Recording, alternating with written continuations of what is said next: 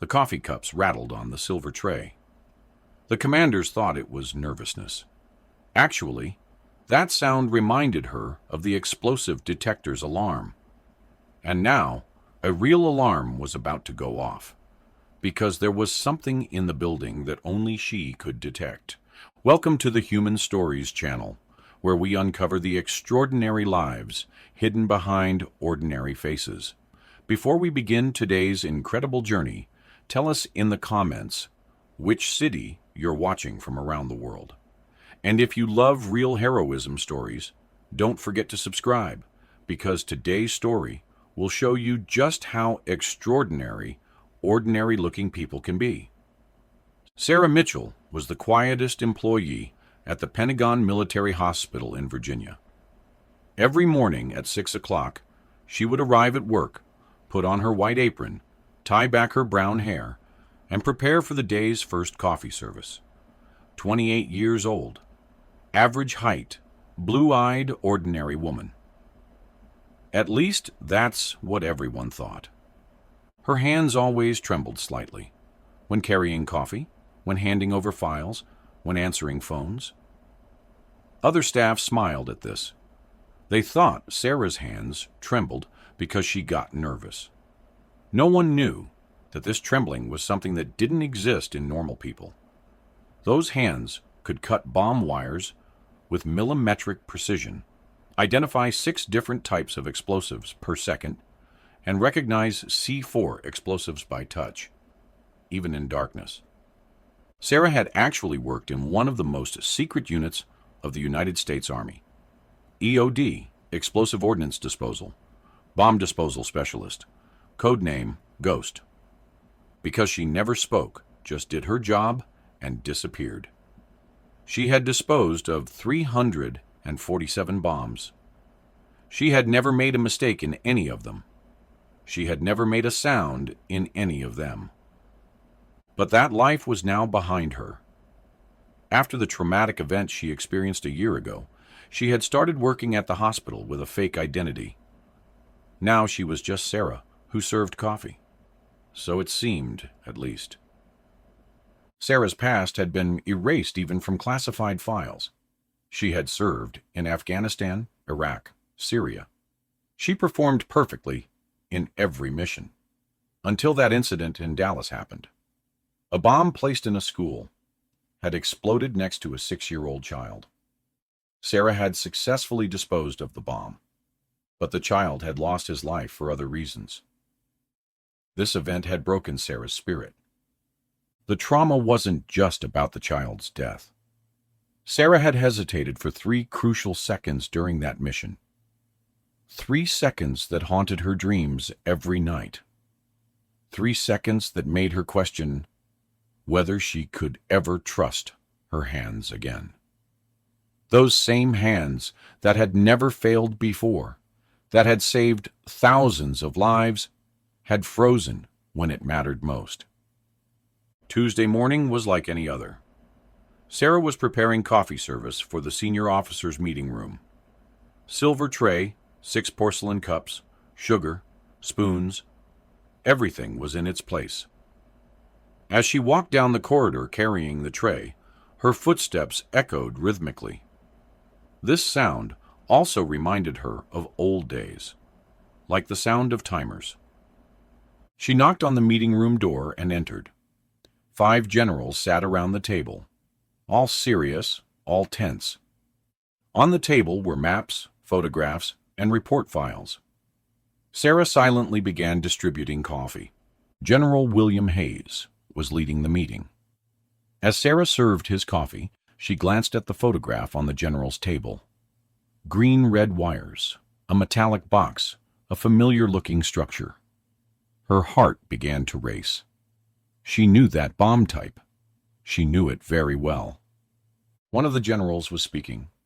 He was talking about an explosive device, about an unknown structure, about how even their experts were helpless. Sarah tried to control her hands, but the trembling was increasing. The photograph showed a device Sarah had encountered twice before, once in Kandahar, once in Mosul. Both times, the bomber had used the same signature technique, a redundant triggering system that fooled most EOD specialists. But Sarah knew the pattern. She knew that what looked like the main detonator was actually a decoy, and the real trigger was hidden beneath. Sarah quietly announced that the coffee was ready and headed for the exit. General Hayes reminded her that she needed to forget what she had seen. Sarah said she only served coffee and left the room. But her mind remained on that photograph. That bomb type was extremely dangerous, and if she wasn't mistaken, it had a timer. According to Sarah's experience, such bombs usually had a 3-hour timer, and no one knew when it had been set. At 2 o'clock in the afternoon, Sarah was preparing for coffee service again. This time, the target was the chief physician's office. As she took the tray upstairs, she noticed unusual activity in the hospital. FBI agents were walking around in the corridors. Some sections had been evacuated. Something was going wrong. 2 security guards stood at the chief physician's office door. They knew Sarah, but still made her go through the metal detector. The tray was clean. She entered. The room was much more crowded than normal. The chief physician, 2 FBI directors, a general, and a civilian she didn't recognize were there. A laptop was open on the table, and a Virginia map was visible on the screen. Sarah began placing the coffee. At that moment, the civilian was speaking. He was talking about a bomb placed somewhere in the hospital, about not knowing the exact coordinates, about the EOD team being on the way. The chief physician fell silent when he noticed Sarah's presence. Sarah had already heard. There was a bomb in the hospital, and the bomb disposal team was coming. Her hands began to tremble. This time, she couldn't control it. The conversation revealed more details that made Sarah's blood run cold. The bomb had been discovered through an anonymous tip exactly 47 minutes ago. Security cameras showed no suspicious entry in the last week, which meant either the bomber had access credentials or the device had been placed much earlier and recently activated. Sarah announced that the coffee was ready and headed for the exit. As she left the door, she heard the civilian's phone conversation. He was talking about the EOD team arriving in an hour, about there being no other expert, about special training being required for this type of bomb. Sarah stopped in the corridor. Her heart was racing wildly. 1 hour. If that bomb was really the type she recognized, 1 hour might be too much. Those bombs usually had a 3-hour timer, and no one knew when it had been set. Sarah went to the restroom and locked the door. She looked in the mirror. Her face was pale, her hands were trembling, but there was determination in her eyes. There were more than 200 patients in this hospital. If the bomb exploded... She took out her phone and called her former commander, Colonel David Storm. The colonel recognized Sarah's voice with surprise. Sarah had been missing for a year. Sarah explained that there was a bomb at Pentagon Hospital, that she had seen its photograph, that she recognized the red-green wired, black box, timed bomb type. The colonel said that Sarah was no longer on duty, that a professional EOD team was on the way. Sarah asked how many people in America had the special certification required for that bomb type. There was a long silence. The colonel said there were 3 people, Sarah himself and retired Colonel Johnson. The colonel wasn't in Washington. Sarah was the only person in the hospital who could deal with that bomb. The colonel reminded Sarah that she had suffered trauma, the situation in her last mission. Sarah said there were 200 people in the hospital. There were children and elderly people. What would happen if the bomb exploded? The colonel asked which floor it was placed on. Sarah said she didn't know, but would find it. The colonel reminded her to be very careful, that she wasn't the same person anymore. Sarah hung up the phone. She was no longer Sarah. She was Ghost now.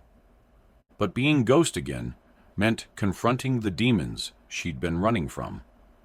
The last time she'd operated under that code name, a child had died.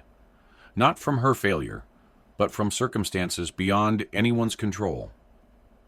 Yet the guilt remained, carved into her psyche like shrapnel, too deep to remove. Sarah began searching for the bomb in the hospital, but she wasn't searching openly. She pretended to be serving coffee while looking at every floor, every corridor, every room. Her eyes were now searching for different things. Unusual cables, strange sounds, electrical smells.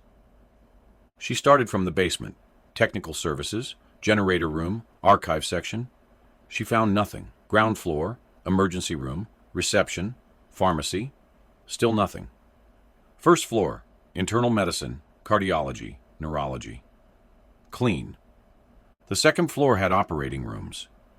Sarah couldn't normally enter this section, but using the coffee service excuse, she entered the patient relative's waiting room. From there, she could see the operating room corridor. That's when she saw it. At the end of the corridor, on the ceiling, a small box, black, metal, familiar, and thin wires were coming out of it. Sarah's heart stopped. The bomb was right above the operating rooms. At that moment, 3 surgeries were ongoing. Patients on tables, doctors working. If the bomb exploded. She reached into her pocket and took out her old ID card. It still read EOD Specialist, Sarah Mitchell, code Ghost. She kissed the card and put it back in her pocket. The time had come. What Sarah saw in that operating room corridor changed everything. The bomb wasn't just placed randomly. It was positioned directly above OR3, where a pediatric heart surgeon was operating on a 7-year-old girl, the same age as the child from Dallas. The parallel was too perfect to be coincidental. This bomber knew her history, knew exactly how to get under her skin. Sarah approached the security guard. She said she needed to enter the operating room section. The guard noted that she was coffee service personnel and couldn't enter there. Sarah took out her ID card from her pocket and handed it to the guard. The guard took the card, looked at it. His eyes widened. He asked if the card was real. Sarah said it was very real, that there was currently a bomb above the operating rooms, that he needed to connect her with the commander immediately. The guard was frozen. He reminded that Sarah served coffee. Sarah explained that she was a bomb disposal specialist. Her code name was Ghost. If they didn't act now, many people in the hospital would die. The guard immediately opened his radio.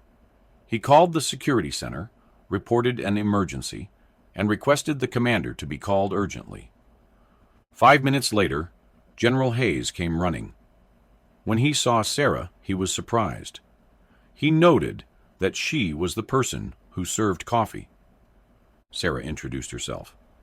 Sarah Mitchell, EOD Specialist, codename Ghost.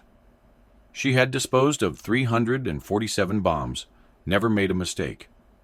And the bomb currently above the operating rooms was her area of expertise. Sarah continued speaking. She explained that special certification was required for this bombs type, that there were 3 people in America who had this certification. 1 was retired, 1 was out of town. She was here. The general's face had turned pale. He asked Sarah why she hadn't told them who she was. Sarah said she no longer lived that life, but these people would die. They needed to take her to the bomb. The general's expression shifted from shock to something else, recognition. He had heard of Ghost. every EOD commander had. The specialist who could defuse anything, who never missed, who never spoke. Ghost was a legend in explosive ordnance disposal circles, and she'd been serving them coffee for 8 months. Sarah was in the technical ceiling space above the operating room. In front of her hung the black box from the ceiling. It was exactly the type she recognized. She put on her equipment: protective vest, special gloves, lighted headpiece, wire-cutting tools. Just like the old days. Her hands were no longer trembling at all. She examined the bomb closely. There were 4 wires: red, blue, green, yellow. The timer screen showed 43 minutes and 27 seconds remained. The general's voice came through the radio. He said the EOD team would be there in 30 minutes, asking if she could wait. Sarah said no. She explained that this bomb type didn't wait, that there were 43 minutes on the timer, but the anti-tampering system would activate in the last 15 minutes, and no one should touch it then. The general asked what she would do. Sarah took a deep breath. She said she would apply standard procedure: cut the red wire first, then blue, then green. She would cut yellow last. The general asked about the possibility of making a mistake. Sarah said she wouldn't. But as Sarah reached for the first wire, her hand froze. The memory came flooding back, not just of the Dallas mission, but of the specific moment when she'd hesitated. The bomber's voice on the phone, taunting her about the child. The choice between saving the building and saving one life.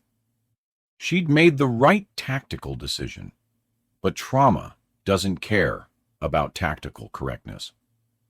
Sarah reached out to cut the first wire. At that moment, she remembered her last mission, the building with the 2-year-old child, the same bomb type. She had succeeded then too, but the child had died for other reasons. Her trauma was because of this. She pulled her hand back. She whispered that she couldn't do it. The general's voice came through the radio. He asked what happened. Sarah talked about her trauma, the situation in her last mission. At that moment, sounds came from the operating rooms below. Doctors' conversation sounds, medical instruments sounds, life-saving sounds. Sarah closed her eyes and opened them again. This time, she was determined. She announced through the radio that the operation was starting. Sarah cut the first wire. Red wire. The bomb maintained its silence. It was a good sign. Timer, 31:45. Second wire. Blue. Sarah held her breath and cut. Silence again. Timer, 28 minutes and 12 seconds. Third wire. Green. This was the riskiest one. Sarah's hands began to tremble. She breathed, focused, and cut. The bomb was still silent, but the timer hadn't stopped. Timer, 15:03. Last wire, yellow. When she cut this, either the bomb would stop or explode instantly. 50% chance. The general announced through the radio. He said the EOD team would be there in 5 minutes. Sarah said it was too late. She explained that the anti-tampering system had activated below 15 minutes. Only she could touch it now. Timer, 12:34. Sarah reached out to cut the last wire. At that moment, her phone rang. Unknown number. She answered the phone. She heard a cold voice. The caller asked if she was Ghost. Sarah said she didn't recognize him.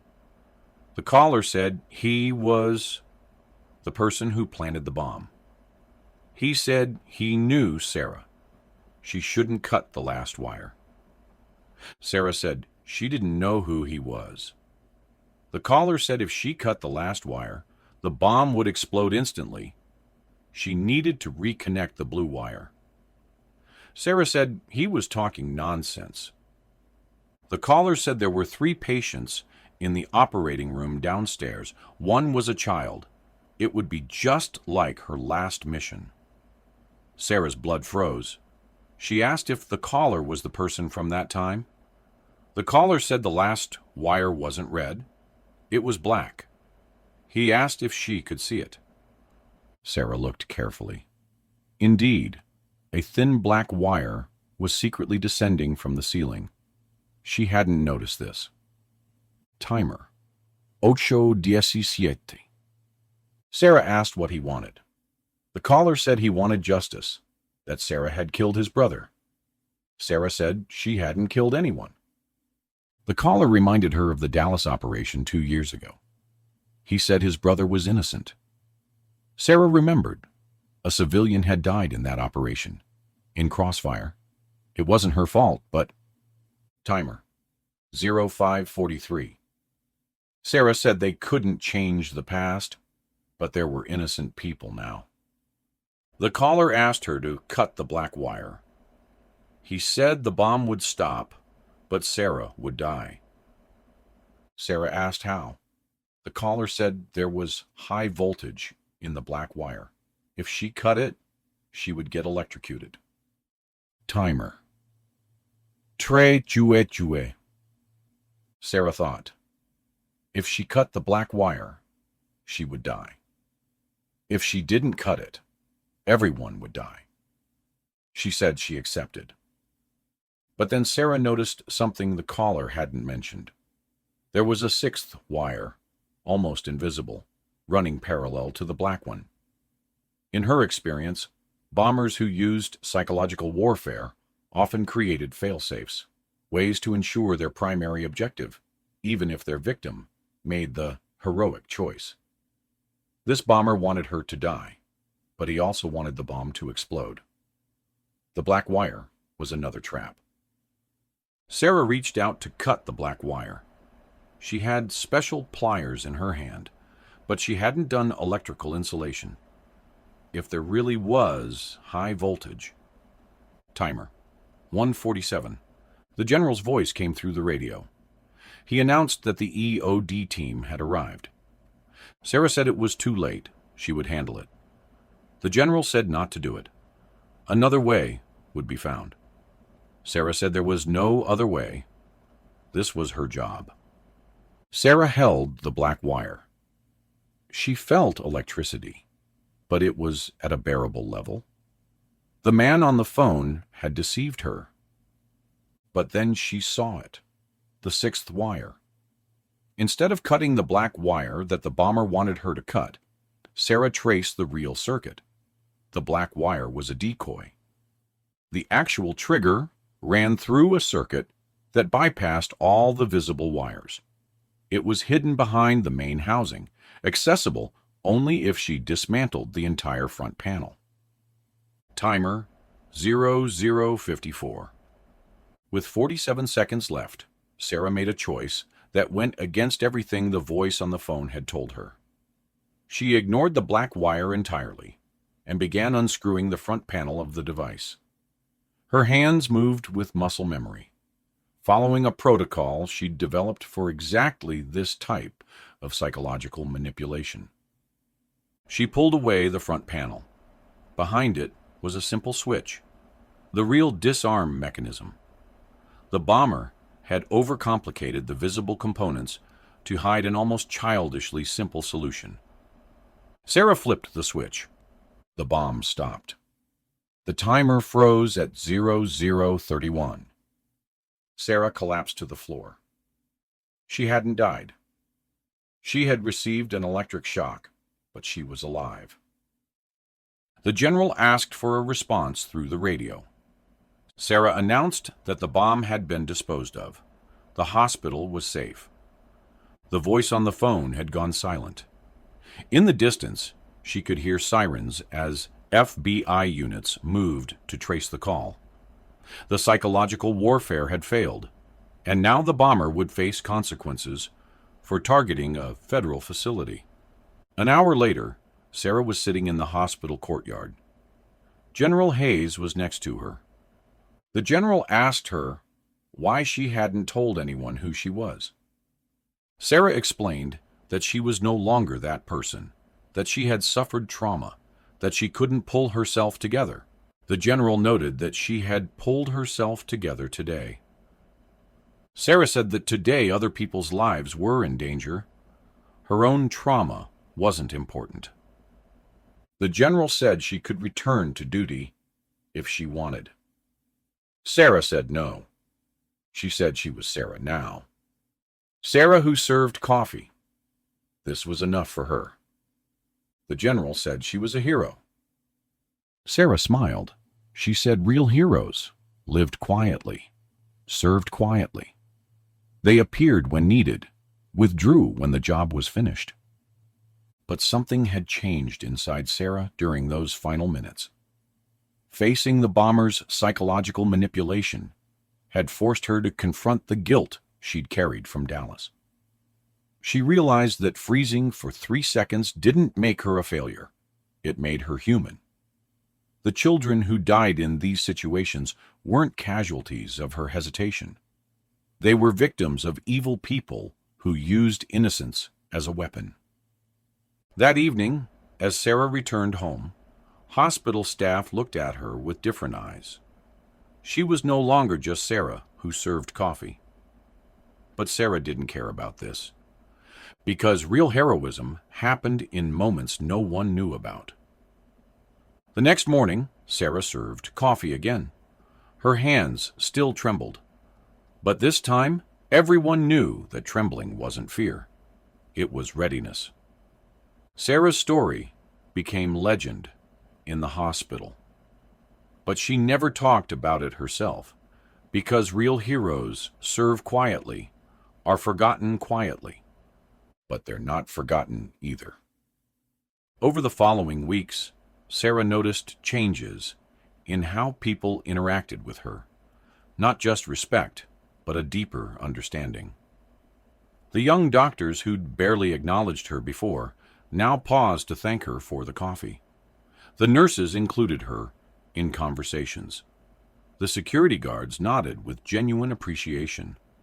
But perhaps the most meaningful change came from the pediatric surgical team. The surgeon who had been operating during the bomb threat sought her out personally. He told her that the 7-year-old girl's surgery had been successful, that the child was going home to her family. He didn't know about Sarah's trauma, about the child she couldn't save in Dallas, but somehow his words felt like absolution. Sarah kept serving coffee, kept living quietly. But now she understood something she'd lost in Dallas. Heroism isn't about never failing, never hesitating, never feeling fear. Heroism is about showing up anyway, about choosing to act when action is needed, about carrying the weight of past mistakes while still being willing to try again. The bomber was never caught. The FBI traced the call to a burner phone, but the psychological profile suggested someone with deep knowledge of EOD procedures and personal information about Ghost's missions. The investigation remained open, a reminder that some ghosts from the past never fully disappear. But Sarah was no longer running from those ghosts. She had learned to live with them, to let them remind her why her skills mattered, why her experience had value, even when it came with scars. 6 months later, Sarah was still serving coffee at Pentagon Hospital. Her hands still trembled slightly, but now she knew that tremor represented readiness, not fear. And sometimes, late at night when she couldn't sleep, she would take out her old ID card and read the code name, Ghost. She was no longer a ghost haunted by the past. She was a guardian spirit, watching over the present, ready to act when the moment called for it.